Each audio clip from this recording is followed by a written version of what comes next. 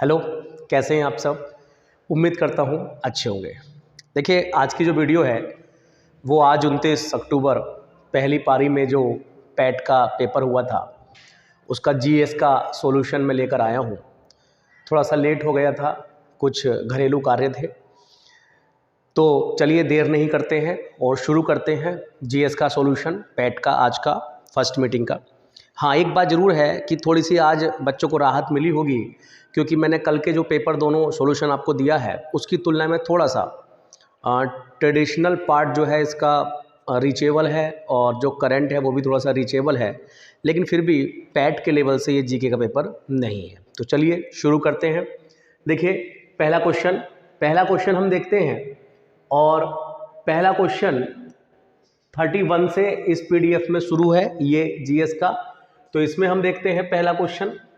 तो पहला क्वेश्चन क्या कह रहा है, निम्नलिखित मराठा प्रमुखों में उनके क्षेत्रों के हिसाब से। देखिए, जब मराठा साम्राज्य टूटा था तो कई सारे छोटे छोटे सरदार अस्तित्व में आए थे, जैसे सिंधिया, होलकर, गायकवाड़, भोंसले वगैरह वगैरह। तो इनकी अलग अलग राजधानियां थीं, अलग अलग इनके क्षेत्र थे जहां पर ये निवास करते थे। तो उसी में वो निवास स्थान इनसे आपसे टैली करवाने के लिए बोला गया है। तो सिंधिया जो हैं वो उज्जैन के थे, ठीक है, यानी फर्स्ट का सी। होलकर जो हैं वो इंदौर के थे, यानी सेकंड का ए। गायकवाड़ जो है वो बड़ौदा के थे, यानी डी। और भोसले जो हैं वो नागपुर के थे, यानी बी। तो CADB, तो CADB, यानी इसका क्वेश्चन का आंसर जो बनकर आएगा वो बनकर आएगा 31 का डी। अगले क्वेश्चन की ओर बढ़ते हैं। क्वेश्चन नंबर 32 है, निम्नलिखित में से किस बौद्ध स्थल पर महिलाओं को पहली बार संघ में नियुक्त किया गया था। तो देखिए, क्वेश्चन नंबर 32 का आंसर हो जाएगा बी, वैशाली। महात्मा बुद्ध ने जब बौद्ध संघ की स्थापना की थी तो प्रारंभ में किसी भी महिला को इसमें शामिल नहीं किया गया था, लेकिन उनका एक शिष्य था आनंद के पास बहुत सारी महिलाएं, खासकर जो उनकी मौसी थीं, वैशाली में वो एकत्र होकर पहुंचती हैं और आनंद से निवेदन करती हैं। तब आनंद के कहने पर ही महात्मा बुद्ध महिलाओं को संघ में शामिल करते हैं, ठीक है। तो क्वेश्चन नंबर 32 का आंसर क्या हो जाएगा, बी। चलते हैं अगले क्वेश्चन की ओर। अगला जो क्वेश्चन है क्वेश्चन नंबर 33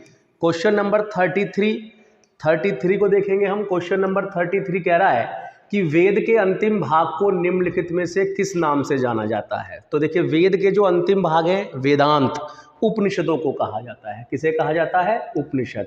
ये वेद के सबसे अंतिम भाग होते हैं। आगे बढ़ते हैं। क्वेश्चन नंबर 34, मुगल सम्राट बाबर ने निम्नलिखित में से किस स्थान पर राणा सांगा और उसके सहयोगियों को हराया था। तो आप सब जानते हैं खानवा का युद्ध राणा सांगा से हुआ था बाबर का, जिसमें राणा सांगा पराजित हुए थे, ठीक है। आगे बढ़ते हैं अगले क्वेश्चन पे। हम क्वेश्चन नंबर 35 देखते हैं। क्वेश्चन नंबर 35, ठीक है। क्वेश्चन नंबर 35 कह रहा है, निम्नलिखित में से कौन सा 1892 के सुधारों का विस्तार था, ठीक है। तो 1892 में भारत में अप्रत्यक्ष निर्वाचन चुनाव प्रणाली को लागू करने की बात की गई थी, जिसको पलट दिया गया था 1909 में, और पहली बार भारत में प्रत्यक्ष निर्वाचन प्रणाली लागू की गई थी। तो इसलिए हम कह सकते हैं कि 1892 का जो वास्तविक में विस्तार देखने को मिलता है वो 1909 के परिषद अधिनियम में हमें देखने को मिलता है। क्वेश्चन नंबर 36 देखते हैं। 1920 में उत्तर प्रदेश के प्रतापगढ़ जिले में पहला किसान मार्च किसके द्वारा आयोजित किया था। तो पंडित जी, जो जवाहरलाल नेहरू हमारे पहले प्रधानमंत्री हैं, उनके द्वारा जो है ये मार्च निकाला गया था। अगले क्वेश्चन की ओर बढ़ते हैं। क्वेश्चन नंबर 37 की ओर बढ़ते हैं।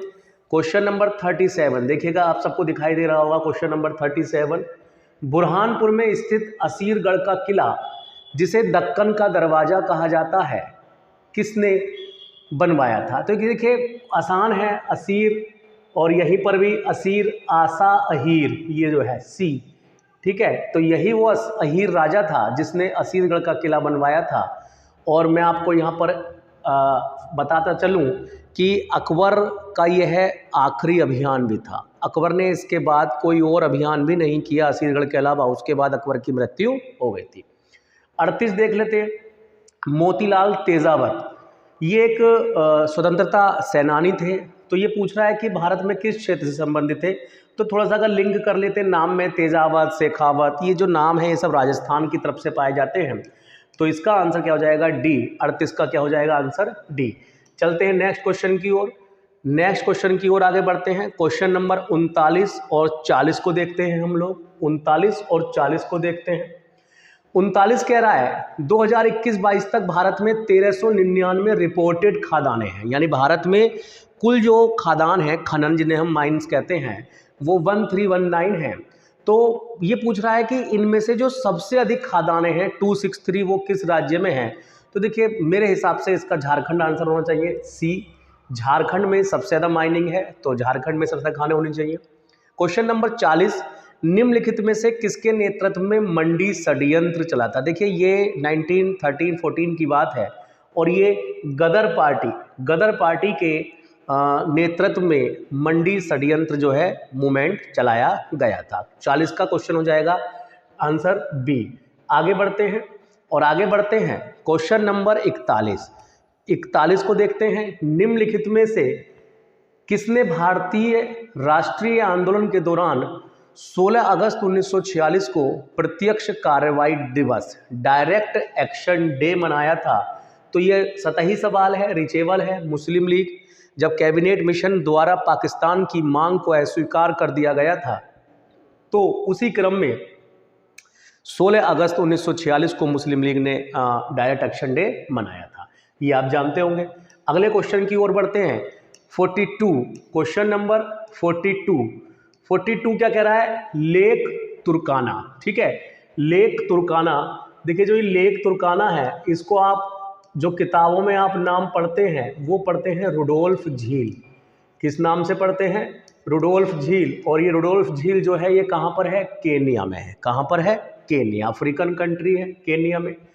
क्वेश्चन नंबर 43, निम्नलिखित में से किसके द्वारा 1936 में पहली बार भारत के वन प्रकारों का वर्गीकरण किया गया। देखिए ये सवाल का मुझे कोई संतोषजनक आंसर नहीं मिला है, तो थोड़ा सा मैं माफ़ी चाहूँगा इस क्वेश्चन के लिए। इसको जो भी आयोग आंसर देगा वही आपको स्वीकार करना होगा। अगले क्वेश्चन की ओर बढ़ते हैं और हम देखते हैं आगे 44 क्वेश्चन और 45 क्वेश्चन। 44 और 45। 44 क्या कह रहा है कि कुछ नदियां दी हैं और वो नदियां किन राज्यों में बह रही हैं, ये हमें देखना होगा। तो जैसे कामेंग नदी है, वैतरणी नदी है, गिरना, हंसदेव। अब देखिए हो सकता है सभी नदियां आपको नहीं पता हो, लेकिन कुछ नदियां जैसे जो आप पढ़ चुके हैं, जैसे वैतरणी जो है वो उड़ीसा में बहती है। कहाँ बहती है, उड़ीसा में। ठीक है, गिरना जो है ये महाराष्ट्र में बहती है। कहाँ बहती है, महाराष्ट्र। तो थोड़ा सा ऐसे ही हम टैली कर लेते हैं। तो वैतरणी को ए से मिला दीजिए, गिरना को महाराष्ट्र से मिला दीजिएगा, तो 2 ए और 3 बी। तो देखिए सेकंड का ए कहीं मिलेगा, सेकंड का ए ये रहा, और थर्ड का बी कहीं मिलेगा, थर्ड का बी ये मिलेगा, यानी इसका आंसर जो है आपका सी बन जाएगा। ठीक है, इस तरह से आगे बढ़ते हैं क्वेश्चन नंबर 45 में। 45 कह रहा है चबीमुरा। देखिए चबीमुरा क्या है, केव्स हैं, गुफाएं हैं। और यहाँ पर थोड़ा सा कन्फ्यूजन हो गया होगा, गोमती नदी है ना। तो बेसिकली ये गोमती नदी त्रिपुरा की एक डोमेस्टिक नदी है। इसी नदी के नाम पर त्रिपुरा में एक डिस्ट्रिक्ट भी है, गोमती डिस्ट्रिक्ट। और उसी गोमती डिस्ट्रिक्ट में चबीमुरा नामक क्या है, केव्स हैं, गुफाएं हैं। तो इस प्रकार से जो क्वेश्चन नंबर 45 है उसका आंसर हो जाएगा बी, त्रिपुरा। ठीक है, तो प्यारे साथियों आगे बढ़ते हैं अगले क्वेश्चन की ओर। 45 तक हमने कवर कर लिया है। 46, 47 और 48 तीन क्वेश्चन देखते हैं लगातार अभी हम। 46 क्या कह रहा है कि भारत की पंचवर्ष गाडगिल, देखिए रटा हुआ होगा आप सबको, सतही क्वेश्चन है। तो इसका हो जाएगा क्वेश्चन नंबर 3 गाडगिल तीसरी पंचवर्षीय योजना से है। क्वेश्चन नंबर 47, 1981 के किस अधिनियम के माध्यम से संसद द्वारा राष्ट्रीय कृषि और ग्राम नाबार्ड। देखिए ये तो इसने सिद्ध कर दिया कि नाबार्ड की जो स्थापना हुई थी वो 1981 में एक अधिनियम बनाया था, लेकिन इसमें एक टैल भी थी, एक पार्ट भी था, 61, 62, 63, 64। तो इसका आंसर हो जाएगा बी, 61। ठीक है, एक्ट 61 के आधार पर नाबार्ड की स्थापना की गई थी। क्वेश्चन नंबर 48 देखते हैं। क्वेश्चन नंबर 48, भारत में राष्ट्रव्यापी जीएसटी का विचार निम्नलिखित में से किसके द्वारा प्रस्तावित किया गया था? 2005 में केलकर टास्क फोर्स या केलकर समिति के द्वारा जो है सबसे पहले ये किया गया था। अगले क्वेश्चन की ओर देखते हैं, अगले क्वेश्चन की ओर चलते हैं। 49 को देखते हैं। भारत में दुग्ध क्रांति का जब पहला चरण 1970-80 में मतलब चालू किया गया था, तो इसमें बताया गया कि हमें कुछ दूध एक विदेशी संस्था ने दिया था और उस दूध को बेचकर ही जो है हमने कुछ पैसा वैसा कलेक्ट करके काम शुरू किया था। तो उस समय हमारी हेल्प की थी यूरोपियन संघ ने, ठीक है। यूरोपियन संघ ने हमें कुछ दूध दिया था जिसका यहाँ पर नाम दिया गया स्किम्ड दूध, है ना, और ये कुछ बटर ऑयल भी दिया था। तो इसकी बिक्री से जो चीज़ें हमें मिली, संसाधन जो मिला, उससे ही हमने ऑपरेशन फ्लड को आगे जारी किया, ठीक है। तो 49 का जो आंसर बनेगा वो ए बनेगा, यूरोपीय संघ, ठीक है। अगले क्वेश्चन की ओर बढ़ते हैं। अगला क्वेश्चन हमारा 50, क्वेश्चन नंबर 50, और देखिए इधर 51 को देखते हैं लगातार जल्दी से। 50, भारत के सर्वोच्च न्यायालय का उद्घाटन को किया गया था, अच्छा गैप है, उद्घाटन संसद भवन के प्रिंसेस के चैम्बर में हुआ था। देखिए सिंपल सी बात पूछिए, यहाँ पर कुछ बच्चे इसमें फंसे होंगे। फंसने की वजह यह है कि सुप्रीम कोर्ट की स्थापना नहीं पूछी है, इसमें सुप्रीम कोर्ट का इनॉग्रेशन पूछा है, उद्घाटन पूछा है। तो नो डाउट सुप्रीम कोर्ट की स्थापना 26 जनवरी 1950 को हुई थी, लेकिन इस क्वेश्चन का आंसर जो उद्घाटन पूछा है वो बी हो जाएगा। 28 जनवरी 1950 को सुप्रीम कोर्ट का क्या हुआ था? इनॉग्रेशन हुआ था, उद्घाटन हुआ था, ठीक है। 51 क्वेश्चन पे चलते हैं। राजस्थान पहला राज्य था जहां वर्ष 1959 में पंचायती राज व्यवस्था लागू हुई थी, नो डाउट, बिल्कुल सही बात है। जिला पूछ रहा है तो ये भी सतही क्वेश्चन है, आप सबको पता होता है इसका आंसर। 51 का सी नागौर में जो है ये हुआ था। 51 क्वेश्चन का आंसर हो जाएगा सी। 52 क्वेश्चन देखिए आपको दिखाई दे रहा होगा। बैंकों के राष्ट्रीयकरण के प्रथम चरण के दौरान बैंक का राष्ट्रीयकरण नहीं किया गया था। तो देखिए आपको बैंकों का राष्ट्रीयकरण पता होगा। 1969 में 14 बैंक और 1918 में 6 बैंक, यानी 2 बार राष्ट्रीयकरण के चरण चले हैं हमारे, प्रथम चरण, दूसरा चरण। यहाँ बात कर रहा है प्रथम चरण में जो 14 बैंक थे, उन 14 बैंकों में ABCD में कौन सा बैंक नहीं था? तो देखिए डी, विजया बैंक का जो राष्ट्रीयकरण हुआ है वो दूसरे चरण में हुआ है 1980 में, ठीक है। तो इस तरह से क्वेश्चन नंबर 52 का आंसर बनेगा डी। अगले क्वेश्चन की ओर बढ़ते हैं हम, अगले क्वेश्चन की ओर बढ़ते हैं। 52 के बाद अब हम देखते हैं 53। देखिए 53 क्या कह रहा है? 53 कह रहा है निम्नलिखित में से कौन सी विशेषता राज्यसभा को विधान परिषद से अलग करती है? तो देखिए अंतर पूछ रहा है कि राज्यसभा में और विधान परिषद में डिफरेंस क्या है, क्योंकि यहाँ क्यों डिफरेंस करवा रहा है? क्योंकि एक संसद का उच्च सदन है राज्यसभा, तो दूसरा जो विधान परिषद है वो विधानमंडल का उच्च सदन होता है, ठीक है। तो इसमें देखिए हम देखते हैं कौन सी अलग करती है। तो सदस्यों का नामांकन, मतलब जैसे राज्यसभा में कुछ सदस्य नॉमिनेट होते हैं, वैसे विधान परिषद में भी होते हैं। अप्रत्यक्ष चुनाव, राज्यसभा के सदस्यों का जो चुनाव होता है वो भी अप्रत्यक्ष होता है, और विधान परिषद के सदस्यों का चुनाव भी अप्रत्यक्ष होता है। कार्यकाल यहाँ भी 6 वर्ष है, वहाँ भी 6 वर्ष है। तो डिफरेंस क्या है? डिफरेंस है ये, ठीक है। तो क्वेश्चन नंबर 53 का जो आंसर होगा वो डी होगा। महाभियोग की शक्ति केवल राज्यसभा के पास होती है, विधान परिषद के सदस्य महाभियोग में भाग नहीं लेते हैं, ठीक है प्यारे बच्चों। आगे बढ़ते हैं और आगे बढ़ते हैं क्वेश्चन नंबर 54 की ओर, ठीक है। 54, 55, 56 फटाफट देखते हैं। 54 क्या कह रहा है कि मलेरिया के लिए जो दवा है, तो आप सब जानते ही हैं, है ना, ये किससे मिलती है? हमें सिंकोना से मिलती है, सतही सवाल है। तारों के चमकने का कारण पूछता है, तो अपवर्तन होता है। तारे जो टिमटिमाते हैं वो अपवर्तन की वजह से होते हैं, वायुमंडलीय अपवर्तन। तो 55 का हो जाएगा सी। 56 देख लेते हैं।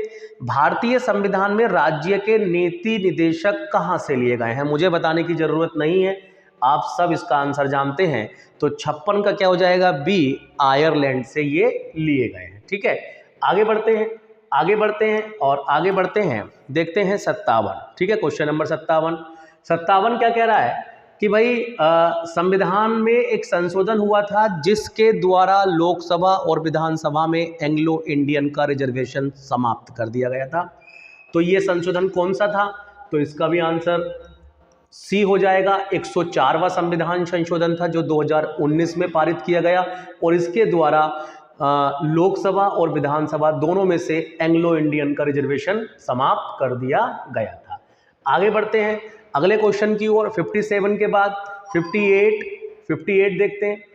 पूरी दुनिया में, क्वेश्चन कह रहा है पूरी दुनिया में तेजी से घटने वाला संसाधन कौन सा है? देखिए वैसे तो सभी संसाधन, सूर्य की रोशनी और वायु को थोड़ा सा छोड़ दिया जाए तो वन और पानी दोनों ही तेजी से कम हो रहे हैं, घट रहे हैं। तरह तरह की वैश्विक रिपोर्ट आती हैं और बताती हैं। तो देखिए मेरे हिसाब से जो उसका बेस्ट आंसर बनना चाहिए वो बनना चाहिए बी। वन बहुत तेजी से मतलब इतना कटान होता है वनों का विकास कार्यों में कि वनों की जो संख्या है बहुत तेजी से क्या होती जा रही है? कम होती जा रही है। तो 58 का आंसर क्या हो जाएगा? बी हो जाएगा। ठीक है प्यारे बच्चों, आगे बढ़ते हैं। 4 वर्ष पहले, भाई ये अपने मतलब की चीज़ नहीं है, 60 61 है ना। हम आगे बढ़ते हैं, ये सब हमारे मतलब की चीज़ नहीं है। ठीक है, ये आप देखेंगे 61 62 देखेंगे, 62 63, ये बीच में पता नहीं क्यों उन्होंने एक ही साथ जी के दे करें तो मेरा भी काम आसान हो जाया करें। ठीक है, कोई बात नहीं। एल्यूमिनियम की मोटी ऑक्साइड परत बनाने की एक प्रक्रिया है। ठीक है, तो कैथो गैल्वेनीकरण, जस्ताकरण, कास्टिंग अलग चीज़ है। एनोडाइजिंग इसका आंसर हो जाएगा। क्या हो जाएगा? एनोडाइजिंग। अगर ऑप्शन अगर आप चारों जानना है तो आसानी से आप पकड़ लेंगे, यदि आप एनोडाइजिंग नहीं भी जानना है। ठीक है, तो 62 का ए आंसर हो जाएगा। 63 देख लेते हैं। उस प्रक्रिया का नाम बताइए जिसमें टेडपोल वयस्क मेंढक, यानी जब टेडपोल मेंढक बन रहा होता है तो उसे क्या कहेंगे? तो काया का बदलाव कहते हैं उसको, है ना, मेटामॉर्फिस, यानी ए कायांतरण। 63 का आंसर क्या हो जाएगा? ए कायांतरण। ठीक है, आगे बढ़ते हैं बच्चों और आगे बढ़ते हैं। देखिए 64 भी हमारे मतलब का नहीं है, 65 भी नहीं है, 66 भी नहीं है, 60 ये सब हिंदी है ना। 67 70 के बाद 71 72 73, ठीक है, 74 75 इंग्लिश आ गई है। 76 में ये कुछ रीजनिंग वगैरह लग रही है मुझको। ठीक है, आगे बढ़ते हैं। 78 है ना, इधर भी 78 में ये देखिए इधर से कुछ आ रहा है। ये वैसे तो रीजनिंग होती है आपकी, लेकिन चलिए मेरे हिसाब से इस कथन में जो कथन कांड है जीके का मैं बता देता हूँ। इसमें क्या कह रहा है कि इसमें 2 कथन दिए गए हैं, दोनों का संबंध बताना है। पहले कथन सीधा देख लेते हैं, क्वेश्चन आप पढ़ लीजिएगा कि बेहतर रेलवे नेटवर्क जैसे नई रेलवे लाइन बनाने के लिए बजटीय आवंटन में वृद्धि हुई है। हम इसको मना नहीं कर सकते क्योंकि जैसे जैसे जनसंख्या बढ़ रही है, जैसे जैसे विकास कार्य बढ़ रहे हैं, तो वैसे वैसे रेलवे नेटवर्क बढ़ाना ही पड़ेगा। तो जब रेलवे नेटवर्क बढ़ेगा तो बजट भी बढ़ेगा, नो डाउट, सही मानेंगे ही मानेंगे इसको, है ना। दूसरा क्या कह रहा है? हवाई यात्रा चुनने वाले यात्रियों की संख्या में काफ़ी गिरावट आई है। देखिए कह सकते हैं गिरावट आई है, लेकिन इसको हम कोई इसका कारण या प्रभाव नहीं मानेंगे मेरे हिसाब से। तो इसमें यदि कथन बी कारण है, कथन ए इसका प्रभाव है, यदि कथन ए कारण है तो कथन बी इसका प्रभाव है। मेरे हिसाब से तो इसका दोनों स्वतंत्र मुझे लग रहे हैं। बाकी आयोग देखेंगे क्या इसका, क्योंकि ये रीजनिंग है भाई, ये जीएस का पॉइंट ऑफ व्यू से नहीं है, ये रीजनिंग है जो आपका वो होता है क्या कहते हैं उसको, कथन निष्कर्ष वाले कारण जो होते हैं वो है। तो ए और बी मेरे हिसाब से होना चाहिए। ठीक है, फिलहाल मैं पहले बता दे रहा हूँ कि मैं केवल जीएस पॉइंट ऑफ व्यू से देख रहा हूँ यहाँ पर। तो आगे बढ़ते हैं। ठीक है, तो आगे बढ़ते हैं हम और आगे देखते हैं। हाँ, 81 जीएस का क्वेश्चन मिल गया है हमें। जीएस वालों को हम ढूंढ ढूंढ के पकड़ रहे हैं। इसलिए भारतीय सेना के लिए पहले स्थायी आधार नामांकन केंद्र PAEC का उद्घाटन, है ना। तो ये करंट का क्वेश्चन है, ये इसका आंसर नई दिल्ली हो जाएगा। अभी हाल ही में ये सब किया गया है ना। चलिए आगे बढ़ते हैं और आगे बढ़ते हैं। अगला क्वेश्चन 81 का आप समझ गए, डी हो जाएगा। 82 देखिए 82 है ना। 82 कह रहा है SAN संग्रह राष्ट्रों के लिए सुरक्षित भोजन। देखिए एक ये हैंडबुक है, ये है ना। संग्रह, इसका मतलब अगर आप इसको नाम नहीं समझ पा रहे हैं तो ये नाम लिखा हुआ है संग्रह, है ना। इस तरह से ये है, एक हैंडबुक है जो पोषण से संबंधित है। तो ये कह रहे हैं कि ये भारत की कई भाषाओं में पब्लिश्ड हुई है। अब हिंदी अंग्रेजी तो दे रखा है इन्होंने, अब ये जो ABCD दे रखे हैं इनमें किस में नहीं है? तो मैं बता दूं, गुजराती में है, कन्नड़ में है, मराठी में है, मलयालम में है, तमिल में है। यानी कह रहा है ना, न केवल हिंदी और अंग्रेजी में बल्कि 6, तो 6 अलग भाषाएं हैं, यानी कुल 8 भाषाएं हो गई, हिंदी अंग्रेजी और 6 अलग हो गई, तो उनमें से ये किस में नहीं है। तो प्यारे बच्चों इसका आंसर हो जाएगा सी। ज़्यादा डिस्कस करना बेकार है क्योंकि मेरे पास भी समय कम है और आप भी समय कम लेकर ही वीडियो देखते हैं, सब जानता हूँ मैं। तो 82 का हो जाएगा सी, उड़िया। संग्रह जो हैंडबुक है वो उड़िया भाषा में नहीं है। ठीक है, आगे बढ़ते हैं, आगे बढ़ते हैं। और ये 84 देख लेते हैं जल्दी से। 83 कह रहा है किस केंद्रीय मंत्रालय ने हाल ही में राज्यों में जो फायर सर्विस होती हैं, अग्निशमन सेवाएं, उनके विस्तार और आधुनिकीकरण की योजना शुरू की है। ठीक है, तो इसका हो जाएगा गृह मंत्रालय, डी ऑप्शन हो जाएगा 83 का। ठीक है, अगला क्वेश्चन है पूरे भारत में पोषण संबंधी समझ को बढ़ावा देने के लिए, ठीक है, महिला एवं मंत्रालय ने कौन सा मतलब ये पोषण सप्ताह शुरू किया है जो 2023 में है। तो इसका आंसर हो जाएगा ए। ठीक है, 84 का क्या हो जाएगा ए। आगे बढ़ते हैं, आगे बढ़ते हैं। 84 का ए हो जाएगा। आगे बढ़ते हैं, 85 देख लेते हैं। वर्ष 2023 के लिए 78वीं संयुक्त राष्ट्र महासभा की थीम का नाम बताना है आपको। ठीक है, तो इसका थीम का नाम है विश्वास का पुनर्निर्माण और वैश्विक एकजुटता को फिर से जागृत करना, यानी ऑप्शन बी आंसर हो जाएगा 85 का। ठीक है, 86 देखते हैं।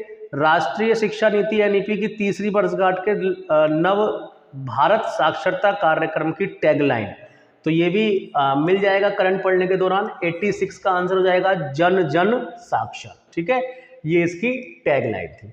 आगे बढ़ते हैं, आगे बढ़ते हैं। 87 देख लेते हैं। 87 क्या कह रहा है, निम्नलिखित में से किसने हाल ही में इब्सा विश्व खेलों में स्वर्ण पदक जीता है। तो बिल्कुल नो डाउट महिला क्रिकेट टीम जो कि दृष्टिबाधित है, ए इसका आंसर हो जाएगा। जो हमारी भारतीय महिला ब्लाइंड क्रिकेट टीम है उसने गोल्ड मेडल जीता है इब्सा वर्ल्ड कप में, तो 87 का जो आंसर हो जाएगा वो हो जाएगा ए। आगे बढ़ते हैं, आगे बढ़ते हैं और आगे देखते हैं 88 करंट के क्वेश्चन हैं सारे। ये करंट काफ़ी आया है, लगभग हर सेट में मैं देख रहा हूँ 10-10 सवाल हैं 50 में से और अच्छे लेवल के करंट हैं। ठीक है, जिम स्केया जिन्हें जलवायु परिवर्तन पर अध्यक्ष भी चुना गया है तो आईपीसीसी के द्वारा, तो ये पूछ रहा जिम स्केया किस देश के हैं, तो यूनाइटेड किंगडम के होंगे। क्वेश्चन नंबर 88 का आंसर होगा A, United Kingdom. Question number 89, European आयोग ने डेटा गोपनीयता ढांचे के लिए अभी उसने ना पर्याप्तता निर्णय अपनाया है। ठीक है, तो उसके द्वारा किसी देश को उसने अपना डेटा ट्रांसफ़र करने की अनुमति दी है, वो है यूएसए। क्या हो जाएगा, यूएसए। तो 89 का आंसर हो जाएगा डी, यूएसए। ठीक है, आगे बढ़ते हैं, आगे बढ़ते हैं। 90 देख लेते हैं। हाल ही में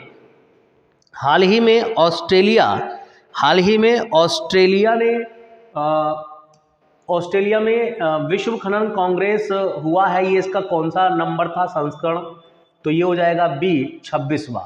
90 क्वेश्चन यानी 90 क्वेश्चन का आंसर होगा ऑप्शन बी। आगे बढ़ते और देखते हैं 91 क्या कह रहा है। भारत में प्रत्येक वर्ष राष्ट्रीय ऊर्जा संरक्षण दिवस कब मनाया जाता है, तो ये सब आपका सतही क्वेश्चन होता है, ये भी इसका रटा हुआ होगा आपको। 14 दिसंबर को प्रत्येक वर्ष भारत में राष्ट्रीय ऊर्जा और संरक्षण दिवस मनाया जाता है। Question number 92, the national mission for sustaining the Himalayan ecosystem जलवायु परिवर्तन पर राष्ट्रीय कार्य योजना के तहत कितने मिशन हैं, तो देखिए इसमें जो है 8 मिशन हैं। कितने मिशन हैं, 8। 92 का ऑप्शन नंबर डी आंसर होगा, 8 मिशन। ठीक है, आगे बढ़ते हैं, आगे 93 क्या कह रहा है। 93 कह रहा है कि भारतीय विज्ञान संस्थान की स्थापना 1909 में मैसूर में एक शाही परिवार और भारत सरकार और एक उद्योगपति के द्वारा की गई थी। उस उद्योगपति का नाम आपसे पूछा गया है, तो जमशेदजी नुसरवानजी टाटा वो उद्योगपति थे जिनके सहयोग से 1909 में भारतीय विज्ञान संस्थान की स्थापना की गई थी। तो 93 का क्या हो जाएगा, सी हो जाएगा, ऑप्शन नंबर सी। ठीक है, आगे बढ़ते हैं, अगली क्वेश्चन में बढ़ते हैं आगे, तो देख लेंगे आगे, आगे देखेंगे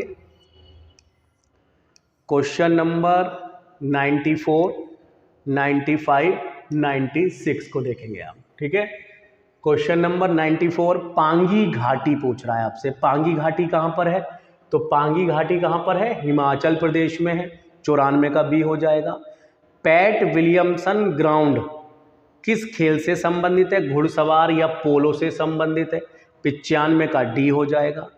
सतमालिया हिरण अभयारण्य किस केंद्र शासित या राज्य में है, दादर नागर हवेली में है। कहाँ पर है ये, दादर नागर हवेली में। तो सतमालिया दादर नागर हवेली में है। 96 का ए हो जाएगा। ठीक है, आगे बढ़ते हैं, आगे बढ़ते हैं और अब अंत की ओर ही बढ़ रहे हैं हम बस। 97 क्वेश्चन नंबर 97 देख लेते हैं।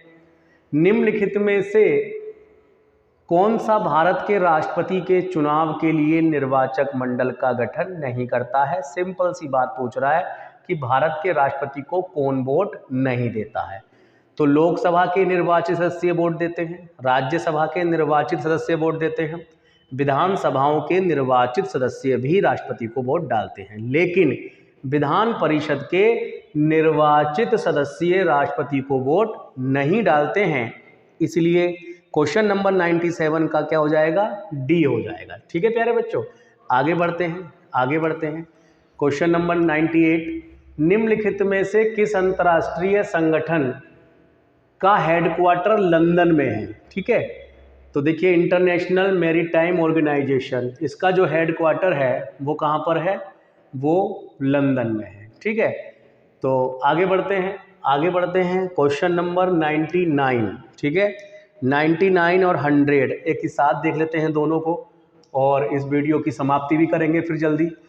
क्वेश्चन नंबर 99 कह रहा है निम्नलिखित में से कौन सी कोमोरोस संघ की, देखिए ये भी वन लाइनर है, मोरोनी।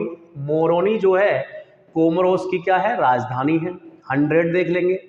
निम्नलिखित में से किसने निरुक्त व्युत्पत्ति विज्ञान, देखिए निरुक्ताचार्य जो है वो यास्काचार्य को कहा जाता है। ठीक है, निरुक्त की वेदांग है, आप सब जानते होंगे।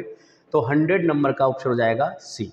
ठीक है, तो इस तरह से प्यारे बच्चों हमने आज की जो 29 अक्टूबर की जो पहली पाली की पैट परीक्षा की जो जीएस के 50 क्वेश्चन थे उनको देखा। उम्मीद करता हूँ आप थोड़ा बहुत इससे लाभ ले रहे होंगे, कुछ सीखने को ही मिलता है। सवाल थोड़े से अटपटे हैं, लेकिन इसे आप अपना चैलेंज लीजिए। जो भी भावी परीक्षाएं हैं, आने वाली परीक्षाएं हैं, उनको ध्यान में रखते हुए और अपने अध्ययन का तरीका, पढ़ने का तरीका थोड़ा सा चेंज कीजिए। ठीक है, धन्यवाद दोस्तों।